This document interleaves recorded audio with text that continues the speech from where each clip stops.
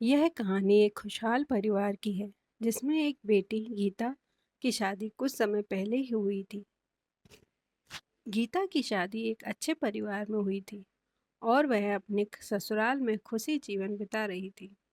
लेकिन समय समय पर वह अपने मायके की यादों में खो जाती थी, खासकर अपने भाई बहनों के साथ बिताए हुए बचपन, उन सुनहरे पलों की।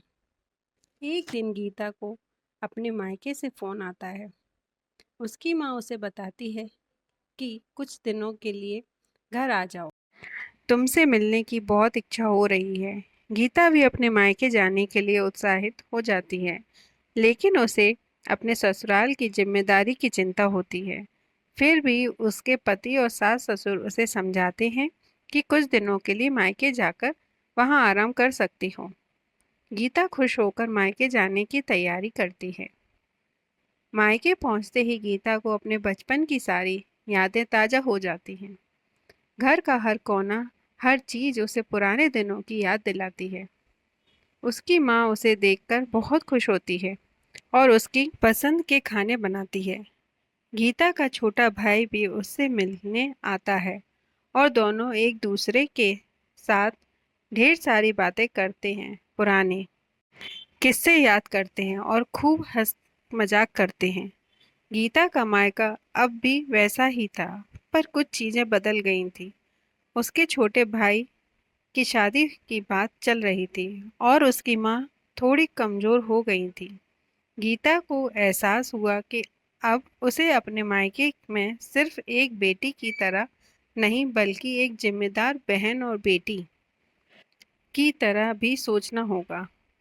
वह अपने मायके में जितने दिन रही, उसने अपनी माँ का बहुत ध्यान रखा, घर के कामों में मदद की और अपने भाई के लिए एक अच्छी लड़की ढूंढने में मदद की। गीता ने महसूस किया कि ससुराल की जिम्मेदारी के साथ साथ मायके की भी कुछ जिम्मेदारियां होती हैं जिन्हें निभाना बहुत ज़रूरी है। गीता का मायके में समय बहुत अच्छा बीता, लेकिन उसे अपने ससुराल की भी याद आने लगी थी। जब वह वापस ससुराल जाने लगी तो उसकी माँ और भाई उसे विदा करते हुए भावुक हो गए। गीता ने भी अपनी माँ को गले लगाया और कहा, माँ मैं हमेशा आपके पास आऊंगी। गीता के ससुराल लौटने पर उसका स्वागत धूमधाम से हुआ। उसकी सास ने कहा, तुम्हारे बिना घर सूना लगता है। गीता ने हंसते हुए जवाब दिया, माँ ससुराल और मायका दोनों ही मेरे दिल के करीब हैं।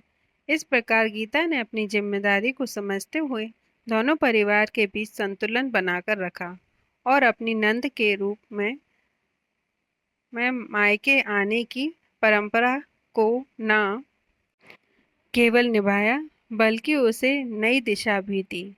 धन्यवाद।